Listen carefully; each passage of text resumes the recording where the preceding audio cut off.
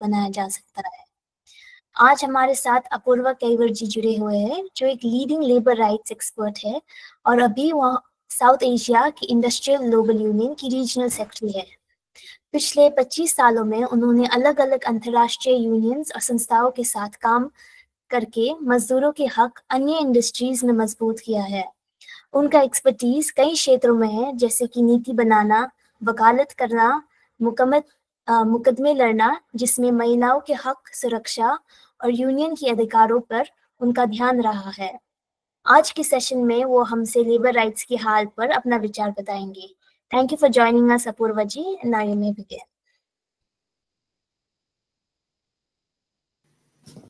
Thank you, Shrishtika. Thank you, everyone. I just need to check because I'm using a new earphones, whether you can hear me. Yes, we can hear you. तो मैं जितना हद तक होता है उतना हद तक मैं थोड़ा बहुत हिंदी में बात करने की कोशिश करती हूँ, पर मैं उत्तर भारतीय नहीं हूँ, तो मैं थोड़ा मुझे अभी भी हिंदी के साथ इतना फ्लुएंसी टेक्निकली नहीं है, तो मैं कोशिश तो करूंगी, पर समझो जिसको भी समझ में नहीं आए तो प्लीज जो इलेक्ट्रॉनिक हाथ है वो उठा के बता दीजिएगा कि समझ में नहीं आ रहा है। मेरा नाम, जैसे सृष्टिका ने बोला, मेरा नाम अपूर्वा है। मैं 25 साल से काम कर रही हूँ। एक पहले वकील थी, फिर मैंने काफी यूनियन के साथ काम किया है। मैं अभी रीजनल सेक्रेटरी नहीं हूँ, पिछले साल तक थी, तो उसके बाद मैंने नौकरी छोड़ दिया है। मेरा कुछ पर्सनल रिस्पॉन्सिबिलिटीज था, तो मैं अभी नहीं कर रही हूँ। तो एनीवे, तो मुझे एक्चुअली मेरा टॉपिक मैंने ये बोला था कि मैं प्रैक्टिसिंग लेबर लॉ टुडे, इसके बारे में मैं बात करूंगी। मतलब ये आज का एक जो हम बोलते हैं श्रम कानून में वकालत करना, क्या मतलब रखता है हमारे लिए। क्या ये श्रम कानून का जो वकालत है, इसका क्या ढांचा होता है, क्या होता है, तो इसके बारे में मैं बात करना चाहती हूँ। तो मुझे नहीं मालूम आप में से कितने लोग एक्चुअली लेबर लॉ प्रैक्टिस करते हैं। हो सके तो एक इंडिकेशन मिलेगा तो अच्छा है, for me to be able to talk to all of you. आप कुछ हाथ उठा सकते हो, कितने लोग करते हैं एक्चुअली आप में से। Very good, this is one, Sumit है। Okay, so I don't want to put anybody in the spot. मैं ऐसा नहीं किसी का ये करे, पर मुझे क्योंकि मुझे पहले ये बोलने का ये है कि आज जब हम बात कर रहे हैं कोई भी लेबर लॉ के बारे में, तो पहले हमें कुछ ये थोड़ा बहुत हमें एक जानकारी तो होगा कि लेबर लॉ जो है ये इट्स ये मजदूरों के लिए बनाया गया हुआ लॉ है। ये जो इंडस्ट्री में, जो एम्प्लॉयमेंट प्लेसेस में एक्सीलेंट जो एक रिलेशनशिप होता है लेबर और कैपिटल, वर्कर और एम्प्लॉयर, मजदूर और मालिक तो हम बोलते हैं शायद, उसके बीच में जो ये रिलेशनशिप है उसको कैसे गवर्न करे, इसका एक पूरा एक ढांचा है लेबर लॉ में। उतना तो आप सबको मालूम होगा ही, और ये भी मालूम होगा कि अभी जो लेबर लॉ रिफॉर्म्स की बात चल रहा है, क्योंकि वो तो काफी न्यूज में था, काफी चीजों में उसके बारे में बात किया गया है कि लेबर लॉ रिफॉर्म्स चल रहा है। तो उसका थोड़ा मैं उसके बारे में बात करना चाहूंगी पहले। ये जो लेबर लॉ अभी जो हुआ कि ये शुरू हुआ कि 1999 में जब एनडीए गवर्नमेंट था पावर पे, ये डिसाइड किया गया कि ये सेकेंड लेबर कमीशन को अपॉइंट किया, और उसमें से एक the mandate of the commission was rationalization of labor laws and protection of the unorganized sector. थोड़ा बहुत इसके बारे में बात करना है तो ये ऐसा एक सबका मानना है कि हमारे देश में बहुत सारे थोड़ा ज्यादा ही श्रम कानून है और इसको थोड़ा रैशनलाइज करने की जरूरत है, मतलब बहुत अलग अलग कानून को इकट्ठा लाने की जरूरत है। और हमारे जो देश में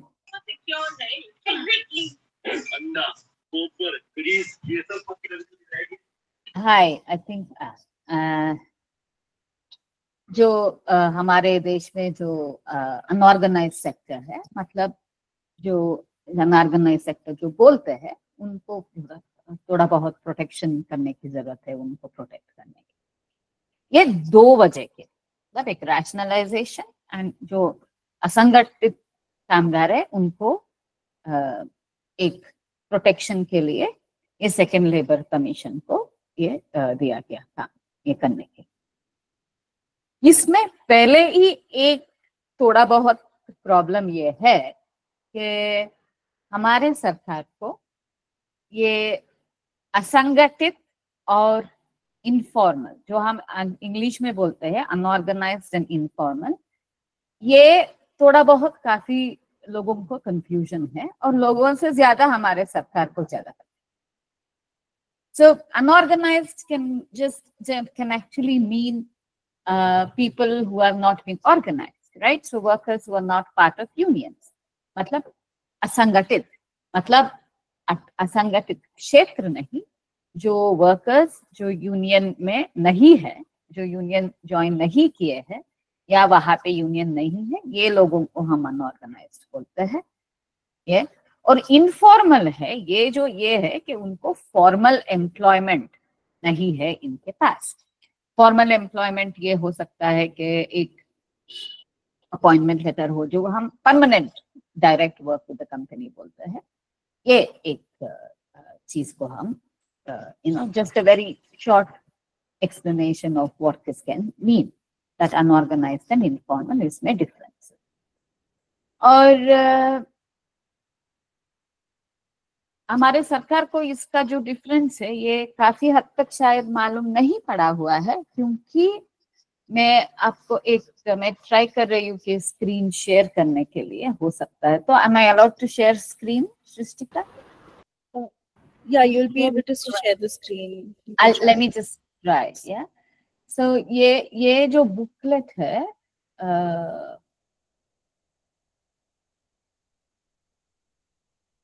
one second.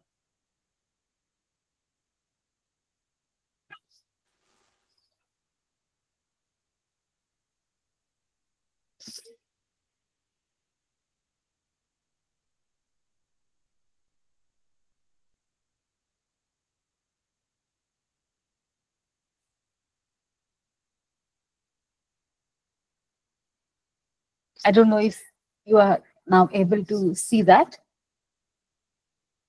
We can see the screen. Yeah, thank you. So यहाँ पे आप देखेंगे ये गवर्नमेंट का बुकलेट है जो लेबर लॉस के बारे में ये दिया गया है, और यहाँ पे and this is again meant for unorganised workers, right. पर आप देखोगे यहाँ पे तो it's very clearly it's two male permanent workers, because इनके पास यूनिफॉर्म से, इनके पास हार्ड हैट्स है और ये कोई कंट्रोलर ऑपरेट कर रहे हैं। If you look at the whole thing it seems like actually factory workers, in permanent workers in a factory or in a slightly formalized workplace। तो ये इससे हमें एक जाहिर होता है कि एक्चुअली जो आइडिया था सेकेंड लेबर कमीशन को बोलने के लिए कि अनऑर्गेनाइज्ड सेक्टर वर्कर्स के लिए इसका लेबर लॉ को थोड़ा बदला जाए, ये आइडिया ऐसा नहीं हुआ, एंड इट वाज बेसिकली ये कि यू नो ये फैक्ट्री वर्कर्स के लिए बनाया गया है, and everybody else is an add on. This is somewhere what you get from seeing that. हमारे देश में बहुत सारे मजदूर जो है वो इनफॉर्मल वर्कर्स है. इनके प्रिकेरियस वर्क जो हम बोलते हैं, जिनके काम प्रिकेरियस है, इनके पास परमानेंट नौकरियां नहीं है, they are not directly employed.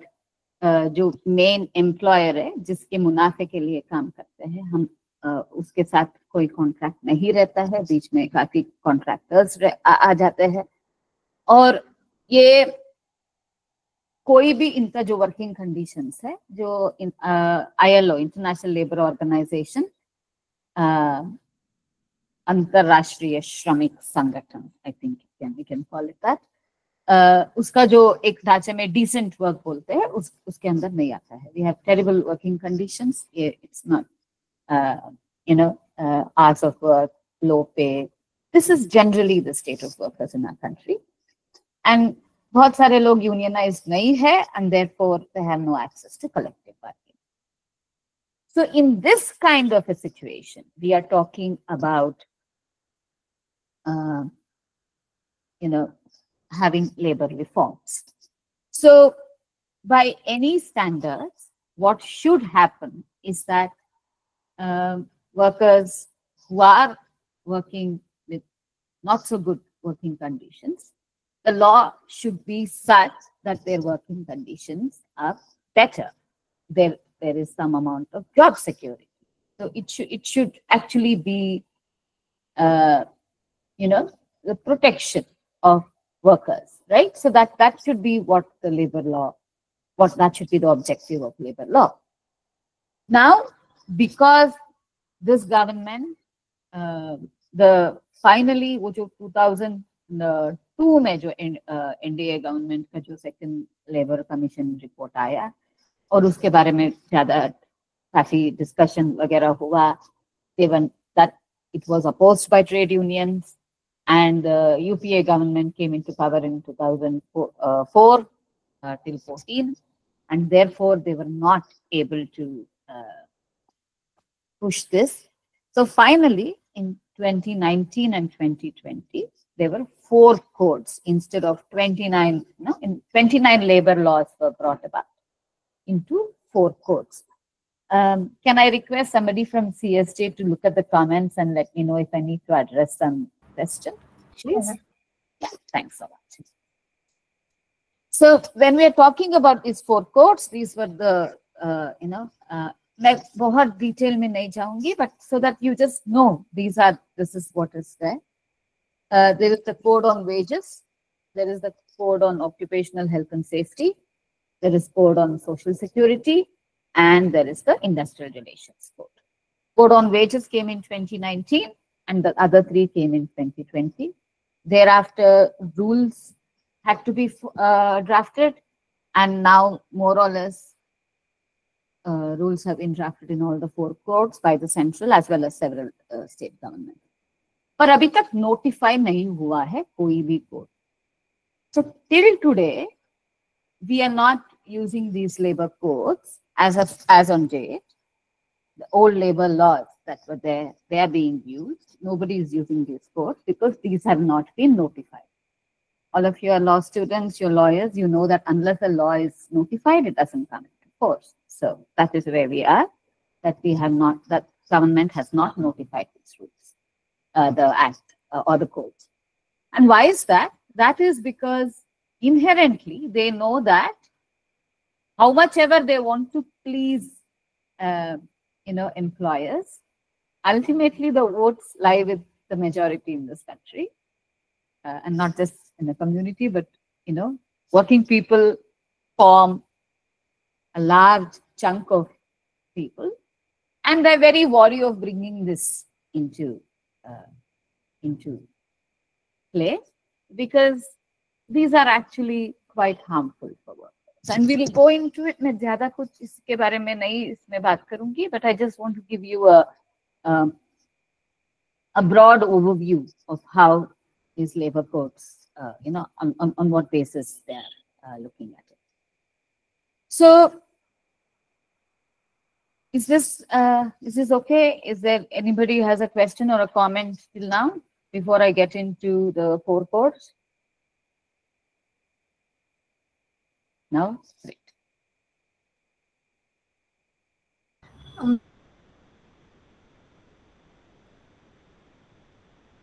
बढ़ रहा है.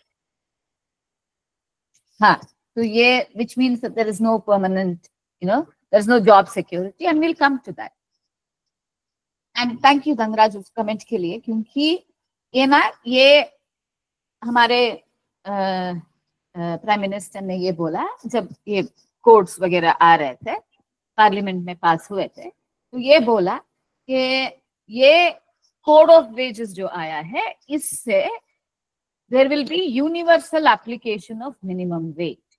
तो इसका मतलब है कि हर एक मजदूर को मिनिमम वेज ये देश में मिलेगा. This is why the labor code on wages has come, that there is a minimum wage that will be paid to every worker in this country. हर एक मजदूर को मिनिमम वेज मिलेगा. मिनिमम का मतलब न्यूनतम वेज, मिनिमम वेज मिलेगा, ये बोले थे हमारे प्राइम मिनिस्टर. पर हम देखेंगे ये कोड को तो काफी लोग इसमें से एक्सक्लूडेड है. मतलब कोड ऑन वेजेस जो है ये काफी लोगों को स्पेसिफिकली एक्सक्लूड करता है. हालांकि पार्लियामेंट में, हालांकि सभी जगह ये बोला गया कि हर एक मजदूर को मिनिमम वेज मिलेगा, ये लोगों को एक्चुअली इसके बाहर डाला है. एक तो एग्रीकल्चरल वर्कर्स जो कोई भी खेत में 5 से कम मजदूर काम कर रहे हैं तो उनको मिनिमम वेज देने की जरूरत नहीं है. डोमेस्टिक वर्कर्स जो कोई भी घर में कोई भी स्पेस पे 5 लोगों से कम लोग वहां पे काम करते हैं तो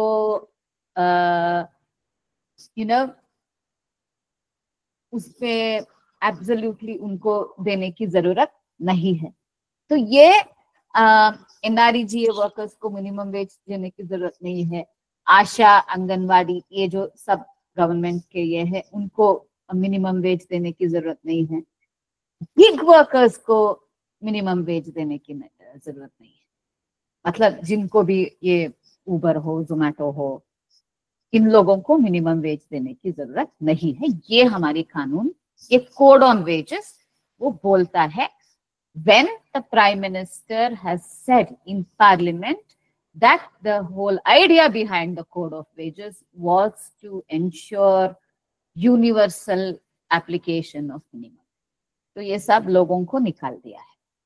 And ये it's an interesting thing that जब मिनिमम वेज एक्ट जो अभी है, हाल ही में पुराना एक्ट है, उसमें एक कैटेगरी था आउट वर्कर्स. आउट वर्कर्स मतलब ये जॉब वर्क करके देते हैं या आउट वर्क करके देते हैं. और हम आज का एक इन टुडे सिचुएशन हम ये गिग वर्कर्स को आउट वर्कर्स के डेफिनेशन के अंदर ला सकते हैं, because they are performing the work as an outsourced worker.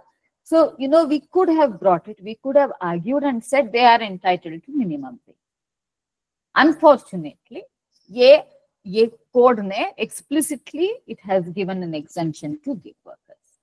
And while हमें लगता है कि minimum wage तो बहुत कम है, हाँ बहुत कम है, but ये guarantee भी नहीं है लोगों को जो ये code of wages से. So this is one problem. The second problem is with the code of wages that यहाँ पे ये नहीं बोला गया है कि समान काम के लिए समान वेतन. हमारे काफी कानून में जजमेंट्स में है समान वेतन के लिए समान काम के लिए समान वेतन मिलना चाहिए, नहीं मिलता है, पर ये इसमें एक्सप्लिसिटली वो लिखा भी नहीं है. तीसरा प्रॉब्लम, मेजर प्रॉब्लम ये है कि कुछ एक फ्लोर वेज करके रखा गया है नेशनल लेवल पे, और ये बोल रहे हैं कि ये बहुत इंपॉर्टेंट चीज है, क्योंकि फ्लोर वेज के नीचे कोई भी वेज नहीं दे सकता है। तो इसका मतलब ये कि इसका पर वो फ्लोर वेज जो अमाउंट फिक्स हुआ है वो पर डे 176 रुपीज था, एंड 2019 में 178 रुपीज बनाया, इंक्रीज किया गया 2 रुपए का। 178 rupees a day is very little. Nobody can survive on that. तो ये जो एक चीज है, ये कोड ऑन वेजेस जो universal application minimum wage guarantee, ये बिल्कुल इसमें नहीं जाता है। And one of the things in this is that जो पहले फैक्ट्रीज में, एस्टेब्लिशमेंट्स में inspectors could go and check whether minimum wage was being paid by looking, there was a requirement to, maintain registers, and the inspectors could go randomly and check. होता था नहीं होता था वो अलग बात है, but they were required to do it. अभी इंस्पेक्टर्स को इंस्पेक्टर्स कम फैसिलिटेटर्स बोल दिया है, and they are more like advisors for the employer rather than actually inspectors. So these and this is a huge problem because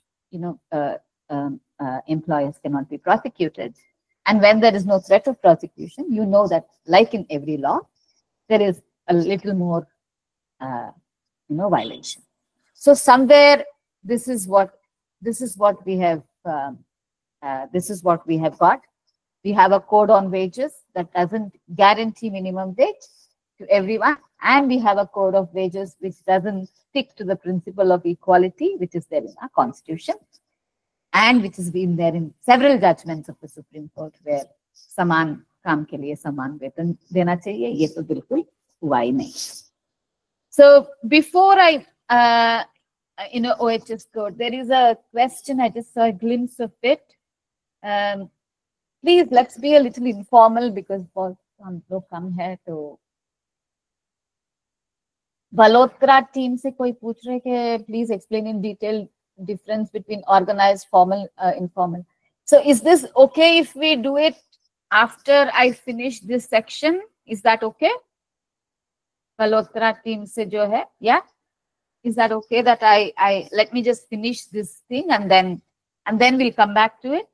And I'm sure somebody from CSJ will definitely remind me if I forget. So yeah, so this is about the code of wages. And there is the second code is the OHS, or the code on occupational health and safety. तो ये आप लोग शायद workmen's compensation act के बारे में सुना होगा, या ये भी मतलब ये आप देखते हो कि बहुत सारे वर्क प्लेसेस पे इंजुरीज होते हैं, ऑक्यूपेशनल इंजुरीज, बहुत सारे काम से ऑक्यूपेशनल हेल्थ इश्यूज होते हैं, सिलिकोसिस होता है, आस्थमा होता है, yes Anurag. So there is a lot of workplace injuries, workplace health issues वो आता है, and there were a number of sector specific laws, Factories Act, Mines Act, Plantations Act, Shops and Establishments Act, a lot of these which dealt with, in each of it there was a lot of provisions about occupational health and safety, especially the Factories Act. अभी उस सबको निकाल के सब occupational health and safety का जो provisions है उसको OHS कोड में डाला गया है। तो इसमें मैं आप लोग सब पढ़ सकते हो, I can refer a couple of simpler books for you that you can actually understand, but ये एक actual problem ये है कि ये OHS कोड में पहला जो कुछ लॉ था उसमें final responsibility for an employees well-being, so to speak, on the shop floor or at the workplace was with the principal employer. Principal employer जिसके लिए काम है, मतलब फैक्ट्री का जो चलाता है और कंट्रैक्टर नहीं। और यहाँ पे बिकॉज OHS कोड में एम्प्लॉयर कॉन्ट्रैक्टर को एम्प्लॉयर का डेफिनेशन के अंदर जुड़ा गया है, तो ये होता है कि if I am employed through a contractor, then that contractor is responsible for my health and safety and not the principal employer. पर मैं मतलब मैं फैक्ट्री में काम करूं, समझो निरमा फैक्ट्री में काम करूं, तो निरमा का मैनेजमेंट जो है, निरमा का ओनर है, उसके लिए उसको जवाबदारी नहीं है मेरा हेल्थ एंड सेफ्टी। मेरा जो कॉन्ट्रैक्टर है, जो मेरे को काम पे लगाया है, मुझे जिसके थ्रू शायद मेरा पे मिलता है, मेरा सैलरी मिलता है, वो ही इज रिस्पॉन्सिबल। तो ये this is actually quite dangerous because it is not very easy to put people to catch hold of people, and there are a lot of workplace accidents in our country. So so this is a very dangerous situation that we get into.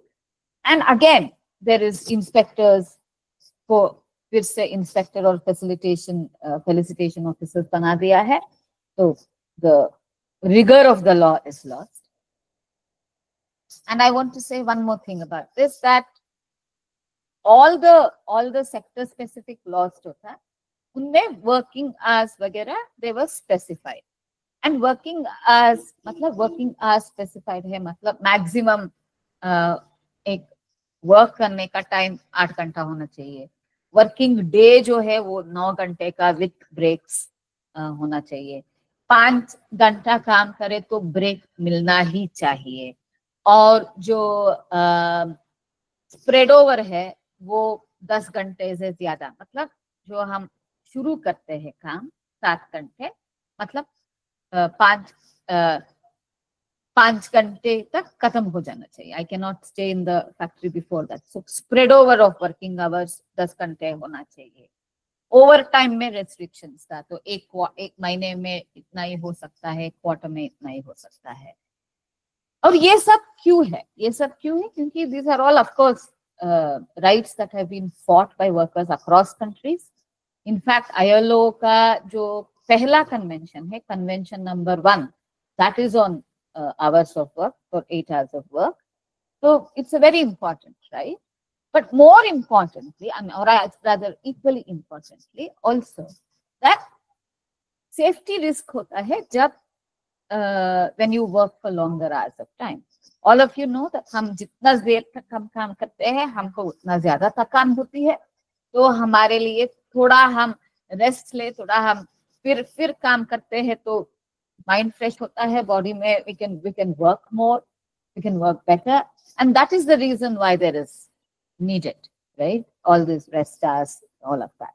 वो सब restrictions जो है वो निकाल दिया है जो OHS ने। तो इसका मतलब ये है कि आप डबल पेमेंट ओवर टाइम के लिए देते हो तो कितना भी काम करवा सकते हो, जो शायद जो रियलिटी में हो रहा है, पर एटलीस्ट उसके खिलाफ अब हम केस फाइल कर सकते हैं, हम वो भी नहीं कर सकते हैं ये कोड्स आने के बाद। So this is the danger of the OHS code. And something very very important, occupational health and safety का जो कोड था वो उसको जो ये आया 2020 में। 2019 में ILO had a convention on harassment in the world of work. मतलब that employers are responsible to make sure that no one is subjected to violence and harassment in their place of work. Violence and harassment are very much a safety issue.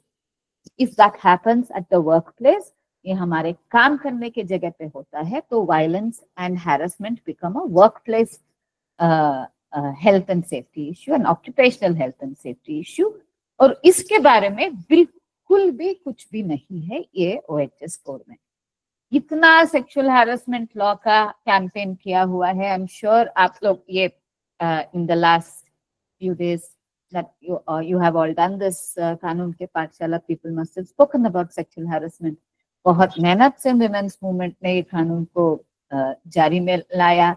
इसका काफी मेहनत करके लोग people are fighting these cases, but ये OHS code में there is absolutely no mention, कुछ भी जिक्र भी नहीं है sexual harassment का।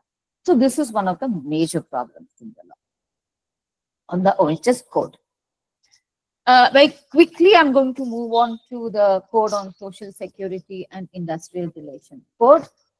And ये सोशल सिक्योरिटी में अगेन ये जो एक एक्चुअली जो सोशल सिक्योरिटी होता है as a worker, this should be an enforceable right against the government. मतलब ESI हो या whatever social security provision हो, we are all entitled to social security if we are workers. And यहाँ पे वो पूरा जो रिस्पॉन्सिबिलिटी है वो एम्प्लॉयर के हाथ से बोला निकाल दिया है. एंड ये जो सब सोशल सिक्योरिटी है इसको गवर्नमेंट स्कीम्स में बनाया, you know, it has been put into government schemes. And to some extent employers have been given the option to opt out of PF and ESI schemes, which is again very dangerous because, you know, इतना हम trust नहीं कर सकते ना employer पे one. And the funny part is that, you know, this is one of the major things that social security सबको मिलेगा, social security सबको मिलेगा. And you know, unorganised workers के लिए एक वेबसाइट है, वो पोर्टल में जाके रजिस्टर कीजिए वगैरह. तो पूरा जो बर्डन है that has been put on the worker कि आपको रजिस्टर करना है.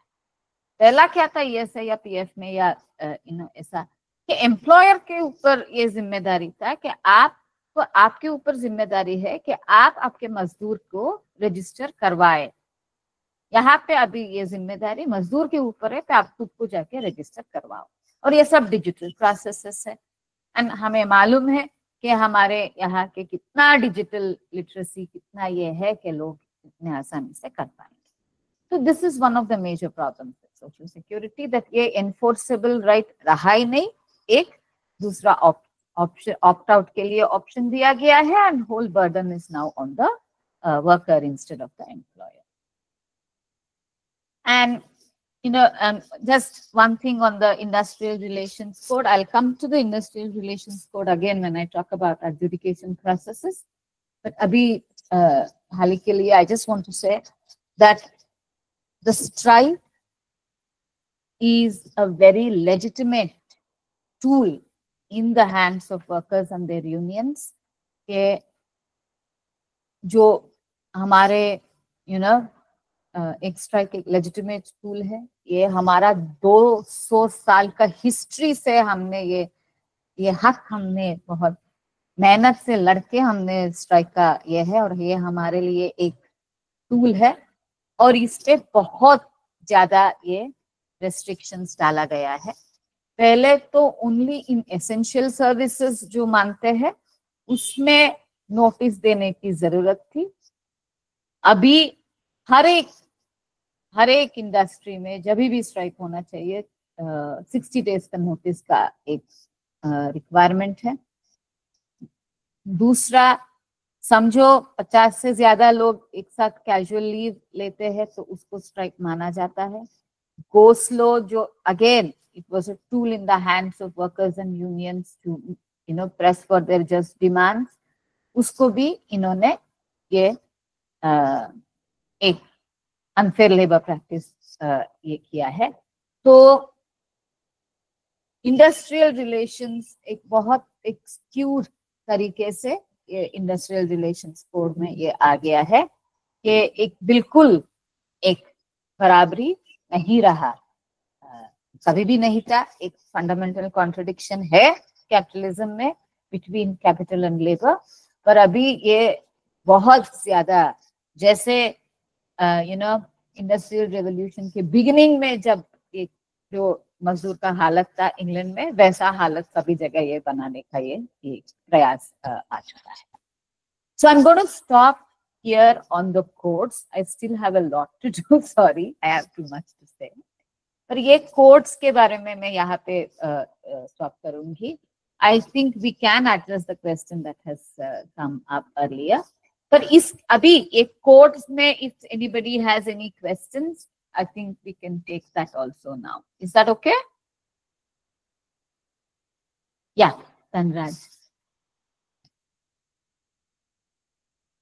Hello.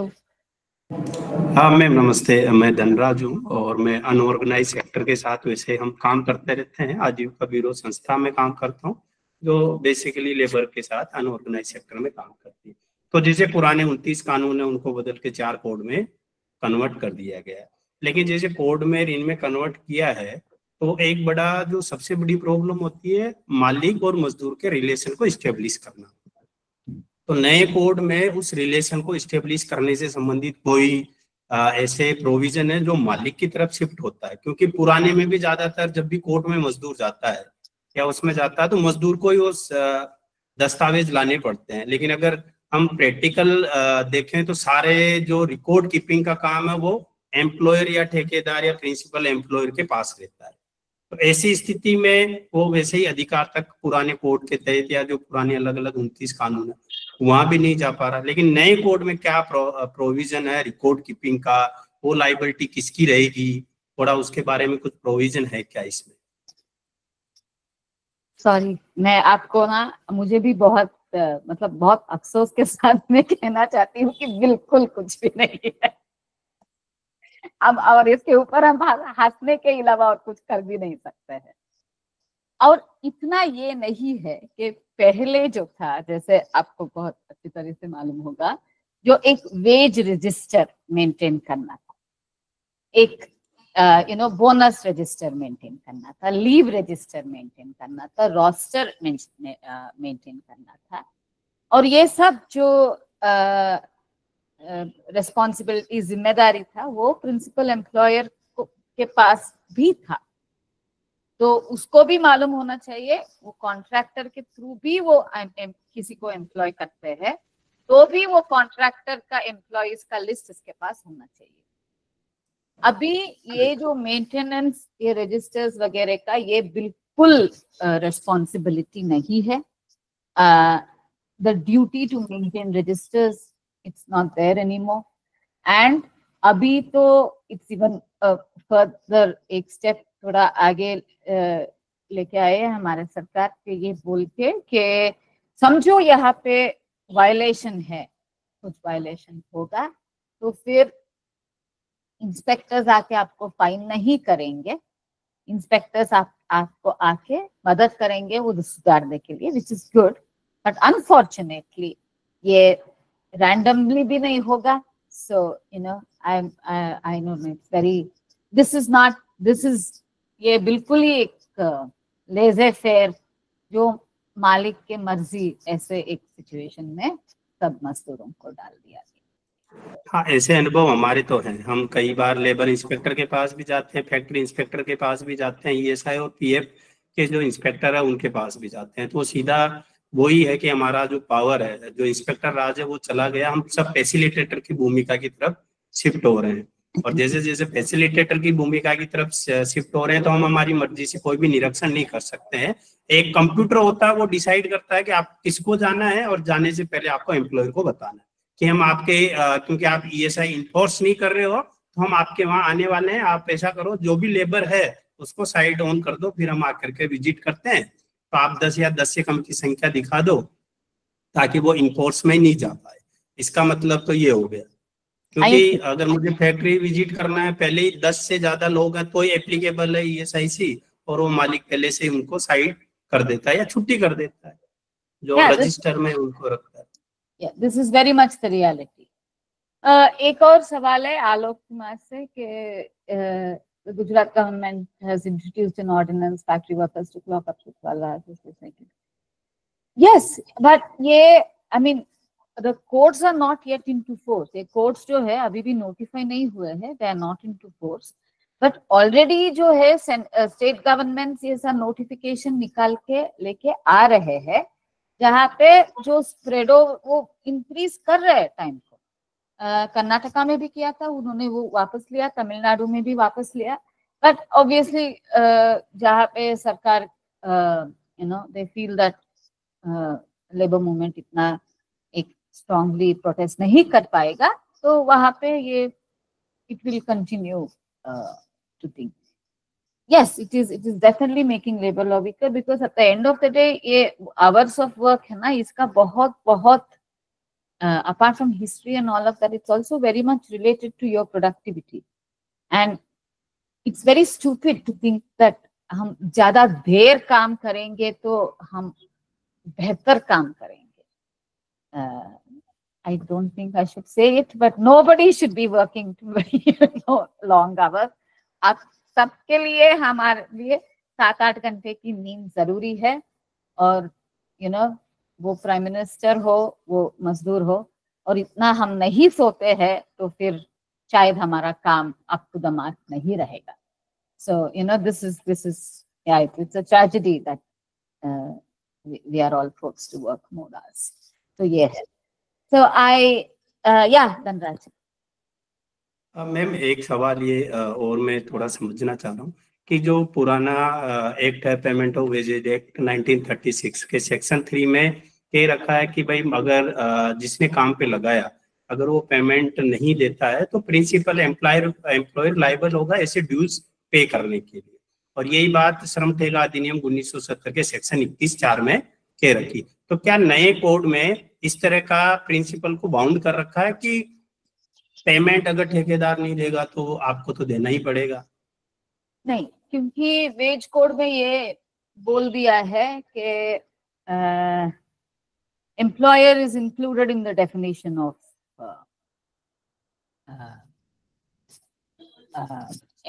contractor is included in the definition of employer. So employer को भी प्रिंसिपल एम्प्लॉयर के रूप में काउंट किया गया है. या सो वो प्रिंसिपल अभी कॉन्ट्रैक्टर समझो नहीं देता है वेजेस, या मिनिमम वेजेस नहीं देता है, वेजेस नहीं देता है, then there is not that much that the worker can do. I mean, we उसको complain कर सकते हैं वगैरह, and I'll come to the adjudication process. But principal employer बोलेगा कि हमारा जिम्मेदारी नहीं है, and we will not be in a position to counter that because the wage doesn't make the principal employer, the code doesn't make the principal employer responsible. So actually, yeah, for all of you who are interested, there are lots of books that are available on, and a lot of lawyers have written about it. Ramapriya, I think, spoke to you 2 days ago. She's written, I think, when I was in industrial, we also commissioned something from Ramapriya on understanding the labor codes. The Center for Workers Management has written, brought out a handbook. काफी unions ने ये किया है. Unfortunately, अभी तक वो notify नहीं हुआ है, तो challenge भी नहीं हो पाया है court में. But I mean, I hope that unions will be able to challenge it. But you're right, the principal employer is not responsible under the code. I want to go back to that question that somebody had asked about unorganized and informal. And thoda मैं वो explain करके, then I'll take up the thing of contract labor, which I think is important. So, the problem with the language is that मैं थोड़ा ये English में बात करने की कोशिश करती हूँ, and then I'll try and translate because I find it, because the words are so very specific, I find it little difficult to do that in Hindi. So when we talk of organized sector, so there are two meanings to it, right? So in the organized sector, that the sector itself is organized, which means it's an organized workplace. So it can mean a registered workplace. It can mean which can any kind, factory, university, bank, office, anything, right? So it can be there is a organized workplace. So which means that it is bound. It's a legal entity, and it is bound by rules outside even of labor law. It is bound by its own rules. That is what we call an organized workplace. When we talk about organized workers, there are two things. One, there may be workers in these organized workplaces, or they may be workers belonging to a union. Because an organization is a union, right? A union is an organization rather. So ये जब हम संगठित वर्ग मजदूर के बारे में बात करते हैं, यूजुअली हमारा जो अंडरस्टैंडिंग होता है कि ये यूनियन में भी काम कर, ये यूनियन के मेंबर्स है, सदस्य है यूनियंस के, this is our understanding. when we talk of informal workers, we are talking of workers in the informal sectors. मतलब वो सेक्टर ही इनफॉर्मल है. जैसे it can be street vendors, it can be domestic work, because as a sector it is not organized. It can be workers who do rag picking, like the informal sanitation workers. Municipal काम का नहीं है, जो अलग से जो हमारे शहरों को साफ करने के लिए जो काम करते हैं, बहुत मेहनत करते हैं. Sex workers, there is a lot of work that people do which is not part of any kind of formal workplace or a formal industry or a formal sector. So ये जो सब sectors है, this is what we call the informal sector. And then there are the formal sectors like universities, hospitals, banks, factories, shops, etc. Now, इनके अंदर भी there are informal workers, because the moment ये अभी हमारे देश में public sector में, public enterprises में 36 to 80% workers are informal. Public sector तो बिल्कुल ही एक ऑर्गेनाइज है ना, वेदर ये बैंक हो, ये इंश्योरेंस हो, बड़े बड़े स्टील फैक्ट्री है, खदान है, जैसे कोयले के खदान है, गवर्नमेंट ऑफिसेस है. So all of this are very much organised. They're formal workplaces, पर इसके अंदर informality is between 36 to 80%. तो ये जो एक confusion जो भाषा में कभी कभी मुझे लगता है कि ये जानबूझ के करते हैं कि लोगों को ठीक से समझ में नहीं आए कि ये जो अनऑर्गेनाइज्ड बोलते हैं, इनफॉर्मल बोलते हैं, या एक टर्म हम असंगठित कामगार और संगठित कामगार, इसमें जो एक डिफरेंस है, इसको थोड़ा हमें we have to be very clear in our language for this. तो हम बिकॉज ये गवर्नमेंट तो बिल्कुल ही नहीं ये कर पाएगा, पर हमें बहुत मेहनत करना पड़ेगा. ये हमारे यूनियंस में, हमारे लेबर ऑर्गेनाइजेशंस में, हमारे इनफॉर्मल वर्कर्स में, हमारे पूरे मतलब टू मेक श्योर दैट हमारा एक फेमिलियरिटी है ये इस लैंग्वेज के साथ. और हम, क्योंकि फैक्ट्री में काम करने वाला हर एक मजदूर अभी एक ऑर्गेनाइज्ड परमानेंट वर्कर नहीं है, मैक्सिमम तरीके से वो टेम्पररी वर्कर्स है.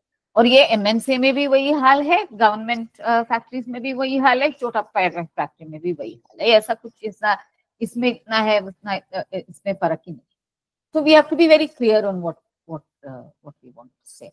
I don't know if people are leaving, so I don't know if the people who somebody who asked the question is still there, if they got an understanding. Yeah, please. I think you were the one who asked the question. Yes, please. Good evening, ma'am. Ma'am जैसा आपने ये समझाया हो तो ठीक है, लेकिन अभी भी इसमें काफी कंफ्यूजन रहता है एक्चुअली. तो जैसे हमारे यहाँ टेक्सटाइल मार्केट है बालोतरा की, अगर मैं बात करूँ तो वो पूरा एक अनऑर्गेनाइज सेक्टर है. लेकिन जैसा कि आपने बताया, अगर वहाँ यूनियन है, if union is working there, और यदि कोई वर्कर जो यूनियन से जुड़ा हुआ है, तो should we call the organise sector unorganise sector? क्योंकि इसमें सारे मजदूर तो जुड़े हुए नहीं है यूनियन से, कई मजदूर जुड़े हुए हैं, कई नहीं भी है, कहीं पर यूनियन एक्टिव है, कहीं पर यूनियन इनएक्टिव है. और लेकिन अगर हम वहां पर और सिस्टम जैसे काम के घंटे 12 से 16 घंटे काम है, उनका कोई हॉलीडे नहीं है, उनके कोई पेमेंट का जो मोड है वो पूरा इस तरह से उनको कर रखा है कि वो मतलब केस पेमेंट कर रहे हैं, पेटी कॉन्ट्रैक्ट पे काम कर रहे हैं, पीस रेट पे काम कर रहे हैं. तो उन्हें हम क्या कहें, ऑर्गेनाइज सेक्टर में आएंगे कि अनऑर्गेनाइज में आएंगे? और दूसरी तरफ हमारे वहाँ पर रिफाइनरी भी काम कर रही है बालोतरा के पास में, तो वहाँ सारे कंपनी से बड़ी बड़ी जो वहाँ पर रिफाइनरी का वो एस्टेब्लिशमेंट कर रही है, उसमें जो वर्कर्स काम कर रहे हैं, तो उनको हम क्या कहेंगे? वो आर दे फॉर्मल और ऑर्गेनाइज? तो I have little bit confusion between the organise and formal sector and informal and unorganise. तो ये ना ये भाषा का एक ये प्रयोग है. इट्स नॉट लीगली ज्यादा कुछ. ये आप देखोगे लॉ में unorganised, the heading of the law can talk about it, especially the India government का जो law है अनऑर्गेनाइज्ड वर्कर्स एक्ट वगैरह, पर ये आप देखोगे they actually refer to informal sectors. जो आपने बोला ये बलोत्रा, जितना मैं समझ पाई, ये मार्केट है ना, और यहाँ पे जो काम करते हैं लोग वो लोडिंग अनलोडिंग का काम करते हैं, शायद वो retail textile, actually textile industry है, तो यहाँ पर जो कपड़ा है वो रॉ मटेरियल बाहर से आता है और यहाँ पर उसका पूरा प्रोसेसिंग किया जाता है, उसकी फैक्ट्रीज है, उसकी प्रिंटिंग, उसके बाद में उसका वॉशिंग, प्रिंटिंग, फिनिशिंग, और वो फिर वो अब्रॉड में या फिर इंडिया में भी अलग अलग स्टेट्स में वो इम्पोर्ट किया जाता है। फिर वो, हाँ, तो फिर ये फैक्ट्री है ना, तो वो actually it's a very organised workplace, correct. ये तो फॉर्मल सेक्टर हो गया ना, ये बिना रजिस्ट्रेशन के तो नहीं काम कर सकते हैं, ये लीगली रजिस्टर्ड है, करेक्ट। एंड उनको वो जीएसटी भरते हैं अभी, वो पूरे उनको जो आई मीन आज के तारीख में, because ESI and PF and all exist, उनको वो सब अथॉरिटीज के साथ का रजिस्ट्रेशन कंपलसरी है आज के तारीख में अभी भी। एंड तो ये एक फॉर्मल वर्क प्लेस है, करेक्ट, ये रजिस्टर्ड फॉर्मल वर्क प्लेस है, पर वहां पे शायद बहुत सारे वर्कर्स को वो परमानेंट डायरेक्ट कॉन्ट्रैक्ट नहीं है। तो वो जो ये समझो, इनका फैक्ट्री का नाम बलोत्रा टेक्सटाइल मिल है, समझो टेक्सटाइल मिल है, तो कॉन्ट्रैक्टर जो आपके मेंबर्स है, आपके यूनियन के मेंबर्स है, उनको बलोत्रा टेक्सटाइल मिल से अपॉइंटमेंट लेटर नहीं मिला है, उनको कोई श्री गणेश कॉन्ट्रैक्ट एजेंसी से मिला होगा, है ना, ऐसा कुछ। आई मीन प्लीज डोंट तो मैम वहां तो ये कर रखा है कि सारे ही मजदूरों को काम पीस रेट पे दे रखा है, टोटली वर्क। वैसे पूरे भारत में टेक्सटाइल का काम है, लगभग सारा काम पीस रेट पे चला गया है कि अब पीस रेट अलग अलग तरीके से तय है कि इतना मीटर कपड़ा तैयार करोगे तो ये आपका पैसा होगा। तो वहां पे ठेकेदार तो कम, लेकिन पीस रेट पे ज्यादा हमें देखने को मिलता है। और बालोतरा में सारी फैक्ट्रियां डाई ऑन प्रिंटिंग की है, तो वो भी एक तरफी प्रिकेरियस वर्क है, वो भी एक तरफी इनफॉर्मल वर्क है। बिकॉज आप जहां पे भी देखो, ये जो आप मिनिमम वेज में एक्चुअली पीस रेट के लिए भी पहला एक it was there, which means that even if the workers were not formal employees, उनको उतना मिनिमम वेज देने का जरूरत था कि पीस रेट के लिए इतना देने का। और वो नोटिफिकेशंस जो सरकारी नोटिफिकेशंस आते थे टेक्सटाइल इंडस्ट्री के लिए, जो हर 6 महीना आपका डीए के बाद वो हर 5 साल में 3 साल में आना चाहिए, पर 5 साल हो जाता था, जो मिनिमम वेज नोटिफिकेशन आता है उसमें पीस रेट तो था। अभी वो सब नहीं आएगा क्योंकि बिकॉज ये I mean I'm sorry, political situation है, so that's where we are. पर ये कानून में एक्चुअली ये डेफिनेशन नहीं है, इनफॉर्मल क्या है, फॉर्मल क्या है। कानून में क्लासिफिकेशन ऑफ वर्कर्स जो है वो पहले ये टेम्पररी था, and I am going to move on to contract workers thing now little bit, because I think this is where we come. तो ये जो हम ये बोलते हैं कि परमानेंट था, बदली था, कैजुअल था, टेम्पररी था, ये जो क्लासिफिकेशंस होते थे एक एम्प्लॉयमेंट इसमें, एंड ये it was there in the industrial employment standing orders act mostly, because that is where the bulk of the employment. ये हमारा सिंपल एवरीडे डेफिनेशन ये है, ये रोजाना डेफिनेशन है, ये इसमें नहीं है, कानून में नहीं है, रोजाना डेफिनेशन है कि जॉब सिक्योरिटी है तो ये परमानेंट वर्कर है, ठीक है, और जॉब सिक्योरिटी नहीं है तो ये कोई ना कोई तरीके का इनफॉर्मल प्रिकेरियस वर्कर है। ये हमारा एक it's a very simple way of distinguishing. Now when we talk about how do you even, because आप बहुत सारे वर्कर्स को पूछेंगे कि आप परमानेंट है क्या, सभी लोग, स्पेशली गारमेंट सेक्टर में, क्योंकि मेरा भी काफी जुड़ाव है, I mean I worked a lot with garment workers, सब लोग बोलेंगे कि हाँ हम परमानेंट वर्कर है, बट एक्चुअली ना उनके पास कॉन्ट्रैक्ट अपॉइंटमेंट लेटर होगा, ना वो actually rolls of the company में होंगे। उनको लगता है वो रोज फैक्ट्री में जा रहे हैं, उसको अंदर काम करवा रहे हैं, महीना महीना पगार दे रहा है, सो इसका मतलब ये है कि ये परमानेंट वर्कर है। But actually sometimes it doesn't happen. Permanent workers का एक ये होता है कि आप समझो एक दिन आपने काम नहीं किया तो आपको वो दिन का पगार नहीं कटेगा, है ना, क्योंकि you are entitled to a certain number of leaves in a year. आप परमानेंट नहीं हो तो आज आप काम पे नहीं गए तो आपका आज का पगार कटेगा। This is as simple as that, this is the definition.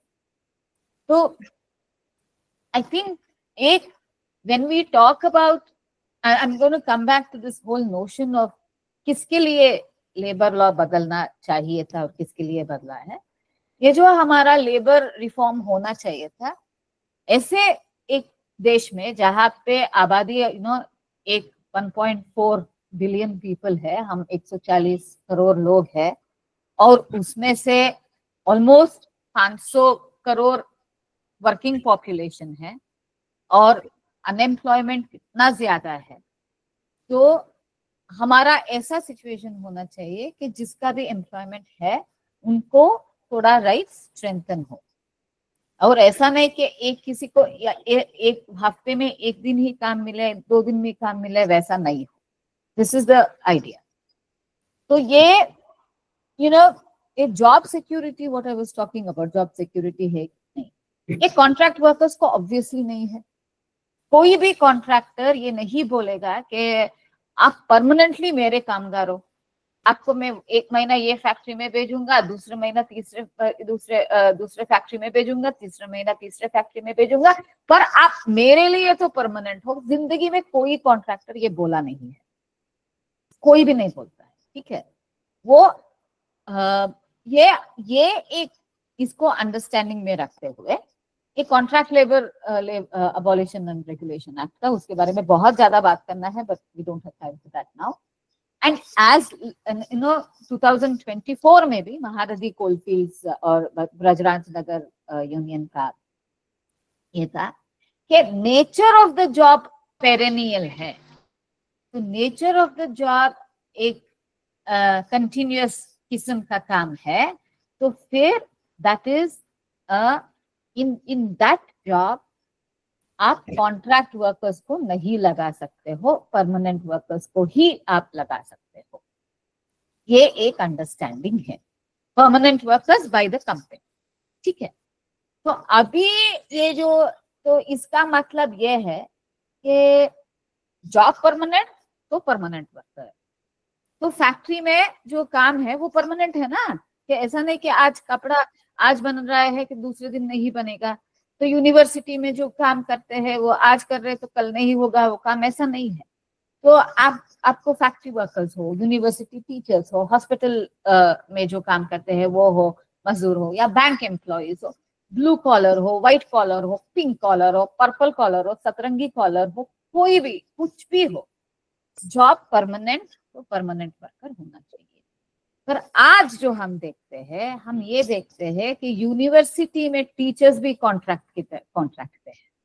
Absolutely, है ना। सो ये सिचुएशन को हम ये आए हैं, तो ये इसको हमारे सरकार थोड़ा बहुत ये प्रोसेस को बढ़ावा भी दे रही है, ये लोगों को ज्यादा परमानेंट वर्क से निकाल के एक प्रिकेरियस इसमें डालें। एक एग्जांपल मैं देना चाहती हूँ कि जब ये बात चल रहा था लेबर रिफॉर्म की, पर कोई भी कोड का ड्राफ्ट आया भी नहीं था।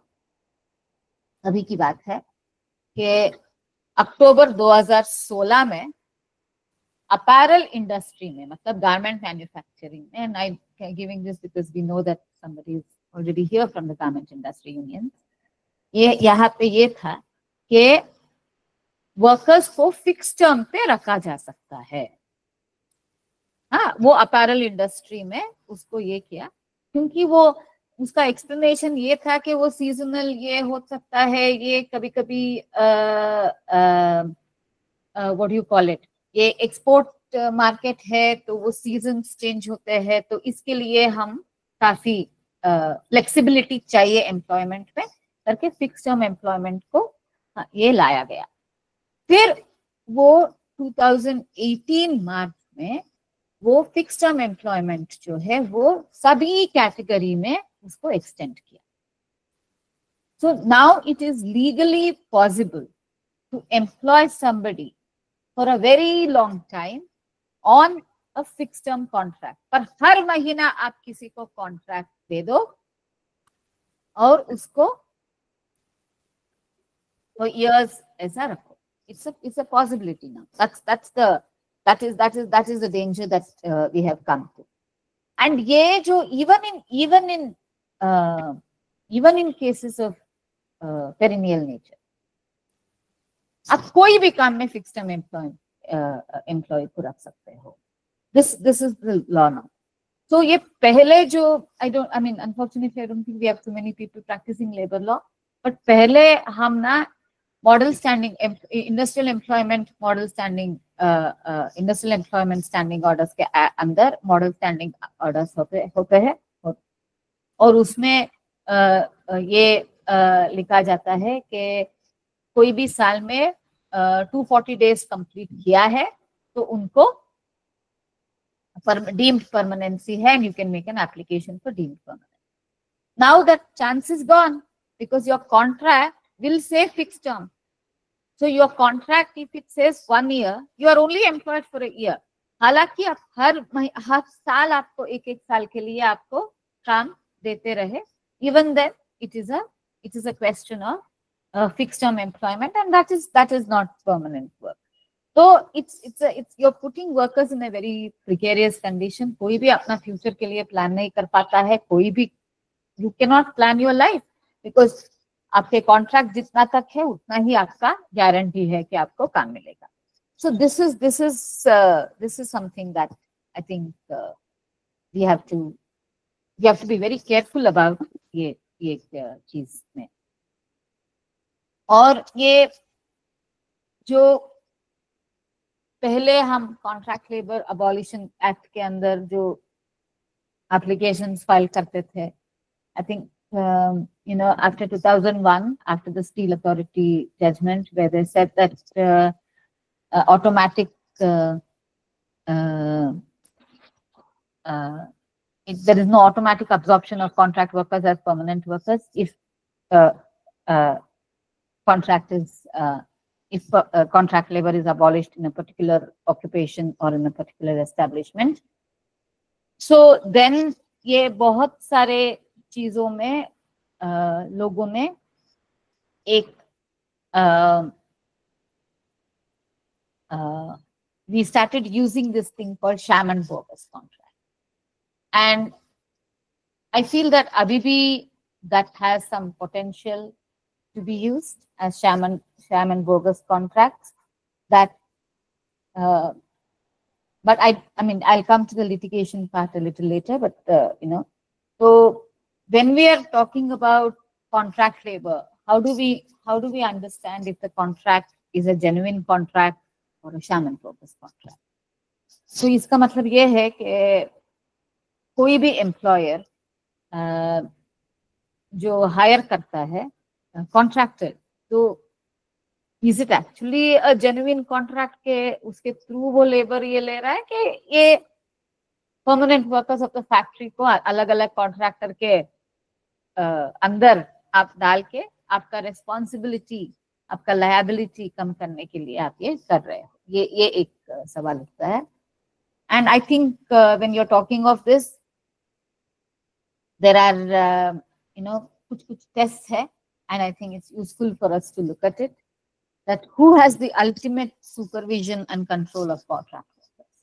तो एक बहुत ही एक इम्पोर्टेंट टेस्ट है हमारे लिए भी कि जब एम्प्लॉयर बोलता है कि ये मेरे एम्प्लॉयज नहीं है, कॉन्ट्रैक्टर के एम्प्लॉयज है या ये, तो अभी भी even under the new code हमें ये देखने की जरूरत होगा कि who will exercise control over the work of the worker। मतलब जो कुछ वो मजदूर काम करता है उसका जो कंट्रोल है वो कौन एक्सरसाइज करता है। एक हॉस्पिटल का सिचुएशन हम ले सकते हैं कि हॉस्पिटल में जो नर्सिंग स्टाफ है अभी बहुत सारे जूनियर नर्सेस को कॉन्ट्रैक्टर के अंदर डाल देते हैं, हॉस्पिटल के अंदर नहीं होता है, specially in the big corporate hospitals. वो they will have a nursing agency who they say subsidize the nurses, but वही नर्स वही काम करते हैं। और ये हमें ये देखने की जरूरत है कि और ये जो नर्सेस का जो काम है और वो काम who gives them the work और who has ultimate supervision and control। ये फैक्ट्री में भी होता है, एक बैंक में भी होता है, कोई भी जगह पे। This is very important for us to understand तो अल्टीमेट कंट्रोल एंड सुपरविजन किसके हाथ में। दूसरा, who has the right to recruit and more importantly terminate the worker। तो किसी को काम पे रखने का या काम पे टर्मिनेट करने का हक किसको है। ये अगेन ये होता है कि जब लोग ज्वाइन करते हैं वो कॉन्ट्रैक्टर के थ्रू वो उसका नाम डाल देते हैं, पर उनको कॉन्ट्रैक्टर के मनमौजी से निकाला नहीं जाता है। ये actually the principal employer, the management of the principal employer decides when there has to be termination or non-termination, especially in the cases of say a group। ये तो if you decide that हमें ये काम के लिए हमारे पास अभी 25 लोग हैं पर हमें 15 ही लोगों की जरूरत है और 10 लोगों को हम निकालते हैं, वो डिसीजन जो है वो यूजुअली प्रिंसिपल एम्प्लॉयर के होता है। And that is also important for us to understand who has control over the worker. Again ये आवर्स वर्किंग कंडीशन मतलब hours of work, break, transfer and specially in factories और in retail spaces, deployment of work. आप कहाँ पे आपको काम पे आज जाने के लिए बोला कि दूसरी जगह पे जाने के लिए बोला, या इवन आप देखोगे हॉस्पिटल्स में जो जूनियर नर्सेस होते हैं उनको फिक्स प्लेस नहीं होता है। वो एक दिन पीडियाट्रिक वार्ड में जाते हैं, एक दिन वो दूसरे वार्ड में जाते हैं। तो ऐसे एक सिचुएशन में who is allotting the work to them, who is deploying them, ये एक चीज होता है। And one important thing is of course leave कौन सा action करता है। That is a test of who is the employer and who can initiate disciplinary action। So if there is a violation of violation of discipline, जो domestic inquiry बिठाया जाता है, who is in charge of that, that is very important। Who does that? And one thing which we need to, I think two things which we should really focus on if we want to say that this is not a contractual, the contractor is only a contractor, it's a sham and bogus contract, and actually the worker is employee of the principal employer। ये बोलने के लिए हमें दो चीज बहुत जरूरी तरीके से हमें थोड़ा इस पे चार्ज करना पड़ेगा। एक ये है कि जिस कोई equipment, with whatever equipment, with whatever tools, whatever that is used for the work, एक हॉस्पिटल में हो, एक फैक्ट्री में हो, कुछ भी, जो वर्कर जो काम करते हैं वो जो टूल है वो किसका है, ये थोड़ा बहुत हमें we should make sure that we have information on that। And the third thing is whether this contractor supplies workers to a number of places or does that contractor is only connected to one workplace। तो इसके through भी हम ये determine कर सकते हैं कि कौन एम्प्लॉयर है। But of course these are questions that ये जो अभी नया कोड्स नोटिफाई होके when they come into force, then these are things that we might have to litigate। So this is something that on contract workers it is always good for us to use these questions ताकि हमें वो litigate करने में हमें एक we get a point to litigate on who has the ultimate control and supervision of the worker, which will determine the employment relation. So this is any questions, comments on this? No? Okay.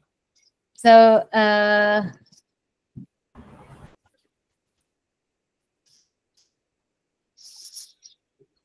if you're okay, then I will move on to the point of adjudication mechanisms, if that is okay. Yeah. I don't think we'll take the full time allotted because there are also not too many people in the meeting yet, but I think that.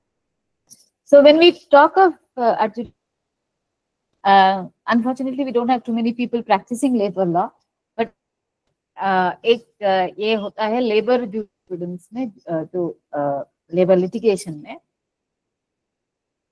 things that we do as labor lawyers. We go to the labor commissioner's office where we have the conciliation process, and बहुत सारे लोग for non-payment of wages के through for violations of laws. ये labor commissioner के office में we will find a lot of trade union friends, because this is our first port, so to speak, labor commissioner's office, and the because under many and also under the codes now there are different authorities specified who are all part of the labor commissioner's office, so we go there. And the second thing is the complete judicial thing, which is the labor courts and industrial tribunals. This is as of now. And the labor commissioner's office, these are quasi-judicial proceedings. These are not administrative proceedings, but these are quasi-judicial. And we have the judicial, the labor and industrial code. And something that is being changed very drastically in the labor code, because the industrial relation code में अभी labor court, जो labor court था उसको निकाला जा रहा है और खाली इंडस्ट्रियल ट्राइब्यूनल होगा. इंडस्ट्रियल ट्राइब्यूनल के जो मेंबर्स होंगे, 2 मेंबर्स होंगे, एक जुडिशियल मेंबर होगा, एक एडमिनिस्ट्रेटिव मेंबर. और ये जुडिशियल को लेबर लॉ की एक्सपीरियंस होना चाहिए वगैरह, ये कहाँ पे भी नहीं हुआ है कोर्ट्स में. तो फिर ये भी एक चिंताजनक बात है. और ये जो एडमिनिस्ट्रेटिव मेंबर है, ये तो जॉइंट सेक्रेटरी वगैरह का एक ये होता है. तो पहले क्या होता था, तो ये कंसिलिएशन ऑफिसर के पास हम जाते थे, कोई डिस्प्यूट होके, डिस्प्यूट कंसिलिएट मतलब एक मीडिएशन के जैसे कंसिलिएशन वो वहां पे था, वो होता था तो फिर खत्म हो जाता था मामला.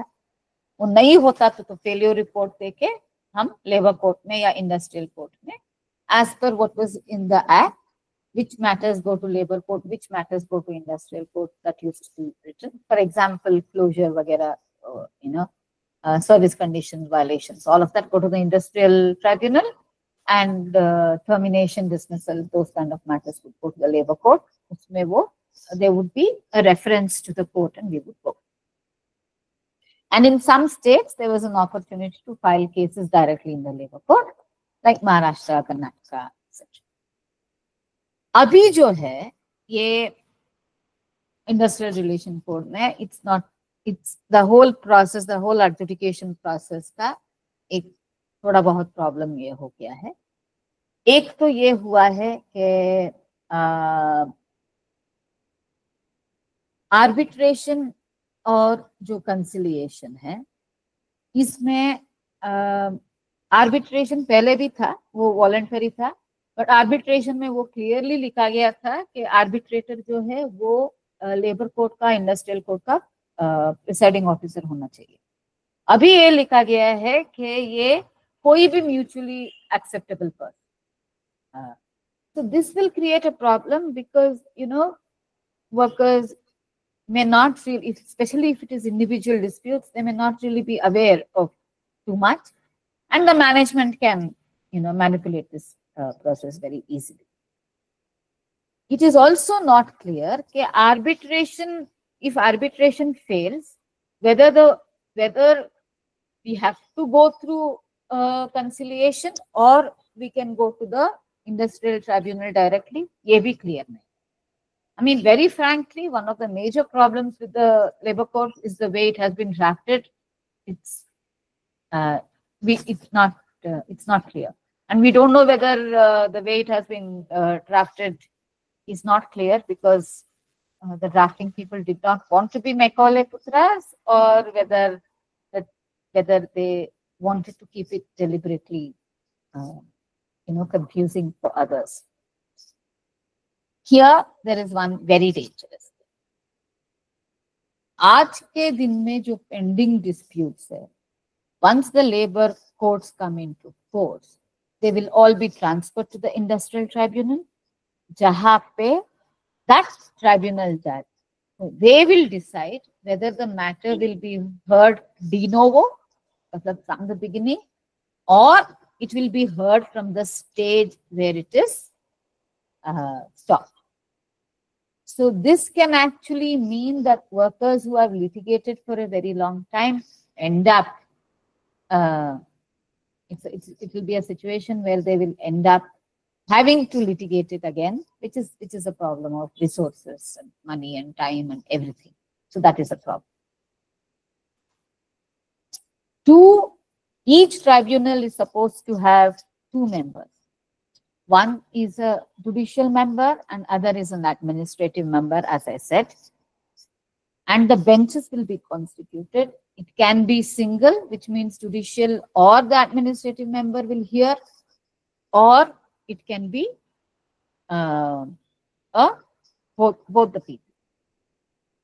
And both members will be in the bench, which will only for these matters, when it's an application or interpretation of a standing order, whether when it is a discharge, dismissal of the workman, on the legality, non-legality, illegality of a strike, retrenchment, closure, and a trade union dispute. Now the problem is that if the administrative member is sitting as a standalone presiding officer of the tribunal, that is actually a very, very dangerous situation. Labor law is something that has developed through case law. Labor law is something that you learn, when you go to court and, whatever. It is not so much in the laws on paper as much as it is through judgments. So if you're not familiar with labor law, it is very, very difficult to actually adjudicate. You will not know. You will not know what the correct law is because it's not only in the books. It's very much part of several judgments. And there are contradictions and there are new judgments coming. There are, the Supreme Court has said something that High Court has distinguished it in a little way. It's actually quite a complicated jurisprudence. It's not very simple. इतना जो लोग समझते हैं कि इतना बहुत आसान है, इसमें क्या है, किसी का नौकरी गया वापस दिला दो या उसको कैसा पैसा दिलवा दो, इतना आसान मामला नहीं है ये jurisprudence is actually quite complicated. And आप कोई एडमिनिस्ट्रेटिव मेंबर को ट्राइब्यूनल का प्रिसाइडिंग ऑफिसर बना रहे हो जिसको ये बिल्कुल समझ में नहीं आएगा, तो ये जज भी जो है जुडिशियल मेंबर भी है, हमें मालूम है जो लेबर कोर्ट में जाते हैं कि जब कोई दूसरे कोर्ट से, सिविल कोर्ट से या फैमिली कोर्ट से आते हैं जिसको लेबर लॉ का प्रैक्टिस नहीं करके आते हैं, तो उनको उनके सामने आर्ग्यू करना कितना मुश्किल है हमें मालूम है. हम एडमिनिस्ट्रेटिव लोगों के सामने कैसे तो करें, पता करें तो कैसे करें पता नहीं. तो this is one of the major difficulties that workers and unions will definitely face. And I'm just going to take one last point. One of the things that we were able to do in Maharashtra, because we had the MRT-UP Act, is to get interim orders. He would get interim orders not to remove machinery. we would give interim orders not to terminate, all of that. Even after we got a reference, many courts were actually quite open to giving interim orders. There was a provision, हम reference में भी हम interim application file करने का एक था. Now, the Industrial Relations Code has very directly said no interim orders unless it's a question of termination, which means हम closure के बारे में हमको एक छोटा फैक्ट्री है, 300-400 लोगों का फैक्ट्री है, वो मशीन निकालने के लिए जो हम स्टे ऑर्डर लाते थे, हम अभी वो ला ही नहीं पाएंगे. We are not going to be able to do that. And ये क्यों हो रहा है? क्योंकि I'm sorry to go back to this again and again, क्योंकि हमारे गवर्नमेंट, हमारे प्राइम मिनिस्टर का जो ये बुकलेट जो आया है, उसमें ये लिखा गया है कि हमारे लिए एक पारिवारिक संबंध होनी चाहिए between the employer and worker. So unfortunately, because ये एक पॉलिटिकल लेंस है, that we have to be like a family. That is why the rights of workers have been, systematically decimated in each of the courts that have come. So I'm going to stop here. मैंने बहुत ज़्यादा बात कर दिया है. There is a question, we'll take that, and then we can, if anybody has any general comments, we can move to that. Thank you very much for listening. I'm sorry, मैं 1.5 घंटा almost continuously बात कर दिया मैंने. So thank you for that. Thank you for your patience. Ma'am, मेरा वर्तमान में जो औद्योगिक विवाद अधिनियम 1947 है, उससे रिलेटेड मेरा सवाल है. उसमें 2A सेक्शन है, जिसमें किसी व्यक्तिगत व्यक्ति को निकालते हैं तो वो कंसिलिएशन ऑफिसर के सामने कंसिलिएशन के लिए एप्लीकेशन फाइल कर देता है. उसमें कंसिलिएशन ऑफिसर को 2A सर्टिफिकेट देना होता है 45 डेज में. लेकिन अगर वो नहीं दे, ऐसी स्थिति में क्या करें?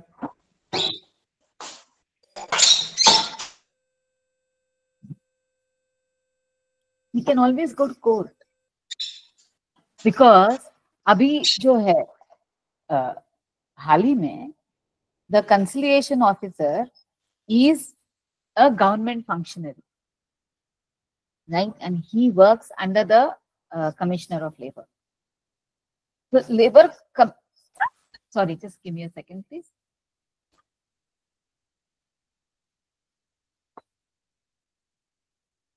So in this, we can always go to court saying this is not fair. That is the one. In some states there are rules. Rules के अंदर ये आया है that if the failure report is not given in 90 days of the dispute, there is no, the employer doesn't respond, nothing happens, and the failure report is not given, then you can go and file directly in the labor court. ऐसा कुछ states में rules है. Technical problem ये आती है कि हम अगर लेबर कोर्ट में जाते हैं तो लेबर कोर्ट का तो मामला बनता नहीं. तो ये मामला बनता है रिट्रेच हो गए या टर्मिनेट हो गया तो ट्रिब्यूनल का. ट्रिब्यूनल हमेशा या तो 2A की बात करता है या रेफरेंस की बात करता है कि आप या तो फेलियर रिपोर्ट के थ्रू जो राज्य सरकार रेफर करती है उसके थ्रू जो इशू फिक्स होते हैं उसके आधार पे वो उनको लेता है, या 2A आता है उसमें भी इशू आता है कि भाई ये जो टर्मिनेशन किया गया है वैध है कि अवैध है, उसके साथ वो आता है. लेकिन यहाँ दिया ही नहीं गया. एक्चुअली क्या है कि सिरोही से रिलेटेड मामला है. कुछ 30-35 हमारे यहाँ राजस्थान में सिरोही डिस्ट्रिक्ट है, तो उसमें 30-32 जो वर्कर है उनको मालिक ने इंडिविजुअली टर्मिनेट कर दिया. 30-32 ने कंसिलिएशन के लिए एप्लीकेशन कंसिलिएशन जो ऑफिसर है उसके पास भेज दी. भेजने के बाद उनमें से 16 को तो लड़ भिड़ के मिल गया. बाकी के लिए उन्होंने कहा कि कुछ दिनों बाद में मैं और प्रोसेस करके दे दूंगा, लेकिन वो आज दिन तक मिला नहीं है. हम लगातार वो कोशिश कर रहे हैं. हमने कमिश्नर, जो जॉइंट लेबर कमिश्नर है, जो स्टेट में लेबर कमिश्नर, उनको तो हमने खूब एप्लीकेशन ये भेज दी है. तो ऐसी स्थिति में क्या हमें हाई कोर्ट में भी जाना चाहिए कि कहाँ? आई थिंक सो, क्योंकि ये ना एक तो ये 2 चीजें यहाँ पे हुई है. सॉरी, बहुत स्पेसिफिक है तो शायद सबको इंटरेस्ट नहीं होगा, बट ये specifically I think it's important to address this question कि ये दिस इज एक 2 चीजें हुई. एक तो इंडिविजुअली आप टर्मिनेट किए हैं लोगों को without following the process of law, and the conciliation officer का ये है कि वही this almost amounts to यही the same situation, same circumstance में जो workers है, you have already referred that matter, वो हो गया है, correct? तो बाकी लोगों को क्यों नहीं किया? So this is an arbitrary act, and this functionary is actually a functionary who is subject to jurisdiction because it's a part of government function. Under the act, it's very much part of the government function. So you can very much you can go into it's easily, I mean, इसके लिए हमें नहीं जाने की जरूरत नहीं पड़ना चाहिए कोर्ट में ये चीजों के लिए, बट ये एब्सोल्युटली लिटिगेटेबल है कि हम you know we'll be forced to go, so that's the अभी एक और सवाल है। वैसे मैं क्या कि लेबर के साथ काम करता हूँ तो सवाल तो बहुत है, आप बता दीजिएगा कि अब बस हो गया है। एक सवाल यह है कि जैसे वर्तमान में एक्ट में डिमांड करके व्यक्ति डिमांड लेटर देख के एक समय देख करके उसके बाद में संगठन या मजदूर जो हड़ताल पे जा सकते हैं। नए जो लेबर कोड है उसमें डिमांड का सही है कि नहीं है? जैसे आपने कहा कि 60 दिन है, 60 दिन पहले उनको नोटिस देना पड़ेगा, तो क्या डिमांड के लिए 60 दिन पहले देना पड़ेगा उनको डिमांड लेटर जो देते हैं? नहीं, बट राजस्थान है ना, I don't know what the Rajasthan rules से, क्योंकि आई मीन कोड तो अभी जारी नहीं है। मैं नए जो इंडस्ट्रियल रिलेशन कोड है उनकी बात कर रहा हूँ। अभी तो क्या है कि एक डिमांड लेटर देते हैं कि भाई हमारा इस साल का ये डिमांड है, आप अगर इन दिनों में नहीं मानते तो देन हम स्ट्राइक करेंगे। लेकिन नया जो रिलेशन इंडस्ट्रियल रिलेशन कोड है उसमें क्या है? नो यू सी, नॉर्मली क्या होता है, हम ये जो डिमांड देते हैं उसमें नॉर्मली नहीं लिखते हैं कि आप इसके लिए नहीं मानेंगे तो स्ट्राइक करेंगे। ये बोलते हैं कि नॉर्मल तरीके से कि ये हमारे डिमांड है और इसको हम डिस्कस करने के लिए टाइम चाहते हैं, आपसे मीटिंग चाहते हैं वगैरह वगैरह, वो ऐसा एक सिस्टम में जाता है। And then it moves on to, so समझो मीटिंग नहीं होता है ये, तो नॉर्मल सिचुएशन में स्ट्राइक तो बहुत दिन के बाद का सोल्यूशन है ना, क्योंकि कोई भी यूनियन कोई भी मजदूर उठते ही स्ट्राइक का नहीं उठाता है ना, ये टूल नहीं उठाते हैं, ये actually you know it comes. So but strike का नोटिस के लिए अभी it's 60 days, I can check it and let you know correctly, but it's 60 days ऐसा है। अच्छा, अगर मान लीजिए पिछली बार दोनों के बीच में अनुबंध हुआ, यूनियन और एम्प्लॉयर एसोसिएशन के बीच में अनुबंध हुआ है कि हम हर महीने की जुलाई मंथ में हम बैठेंगे और रेट और जो भी आपकी डिमांड है उस पर डिस्कस करेंगे, तो ऐसी कंडीशन में तो क्योंकि जुलाई फिक्स है तो शायद वो कर सकते हैं,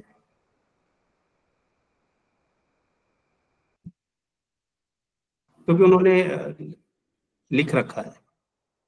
नो, स्ट्राइक नोटिस एक स्पेसिफिक फॉर्म होता है, उसमें स्ट्राइक नोटिस एम्प्लॉयर को एड्रेस करना है, ये लिखना पड़ेगा स्ट्राइक नोटिस पे कि ये हमने सब मतलब ये एक डिसीजन है वर्कर्स का, ये पॉइंट आना चाहिए। दूसरा पॉइंट ये आता है कि आज के दिन हम दे रहे हैं नोटिस और हम 14 दिन के बाद स्ट्राइक में जाएंगे और वो 60 days के पीरियड के अंदर, तो मतलब ये हर 60 days में हम आपको 60 days के अंदर आप नहीं गए तो फिर आपको फिर से नोटिस देना पड़ेगा, और समझो ये मैटर कंसिलिएशन में गया तो फिर आप स्ट्राइक में नहीं जा सकते हैं कभी। और ये जब आप अज्यूम नहीं कर सकते हो कि वो स्ट्राइक नोटिस यू नो हम एक ट्रेड यूनियन स्ट्रैटेजी है, it's actually you know it's not legal strategy as much as a trade union strategy to be used legally, के स्ट्राइक नोटिस हम इसलिए देते हैं कि सामने वाले बंदे ये बोले कि अच्छा ये तो फिर हमको इनके डिमांड थोड़ा सीरियसली लेना चाहिए और बैठ के बात करके मैटर को सुलझाना चाहिए, नहीं तो स्ट्राइक की एक डर है। ये इसके लिए हम स्ट्राइक नोटिस देते हैं। स्ट्राइक नोटिस हम इसलिए नहीं देते हैं कि हमको स्ट्राइक करना ही है। हमें एक्चुअली हमारा मकसद क्या है? हमारा मकसद हमारा डिमांड में जो लिखा हुआ है वो हमारा मकसद है। तो हमें वो बातचीत से मिल जाएगा तो हमको स्ट्राइक करने की जरूरत नहीं पड़ेगी। हाँ, वो तो ऐसे ही करते हैं, पहले कंसिलिएशन कराने की कोशिश करते हैं। कंसिलिएशन फेल होने पे हम उसमें पॉइंट रखते हैं कि अगर आप नहीं मानते हो तो देन हमको ये करना पड़ेगा, ऐसा हम बात करते हैं। पर एक स्पेसिफिक नोटिस आपको देना पड़ेगा, ऐसा मुंह बोली नहीं होता है। Okay, I think we've lost many friends to this was not either I spoke very badly or people are not so interested in this, but it's okay. I'm sure everyone found it very insightful. I think it was just a bit over the time, so maybe they had to leave for other reasons. Yeah. Yeah, so with this, I think we come to the end of this session. Thank you so much, Apurva ji, for joining us and for giving us such a concrete picture of the labor laws, problems and mechanisms. आपने हम सभी को सतर्क किया कि labour laws जानना क्यों जरूरी है, एंड स्पेशली अगर हमारा राइट्स उल्लंघन हो रहे हैं तो like why it's important to know them. और इस मुद्दे पर हम सभी को सोचना, and we all have to come and work together on this. I would also like to thank you very much for taking questions alongside the session and for entertaining all our questions. And I'm sure हमारी audience के लिए ये session बहुत उपयोगी रहा होगा. I would also like to thank all the participants for joining and request you to join the other sessions as well. There are 2 sessions tomorrow at 5 p.m. and 9 p.m. Oh, sorry, 5 p.m. and 7 p.m. And हमारी sessions के साथ जुड़ने के लिए you can follow our Instagram, LinkedIn, and also join our WhatsApp group. Thank you so much, everyone. Thank you, CSJ. Thank you for everyone who participated, and thank you for everyone who was active. Thank you so much.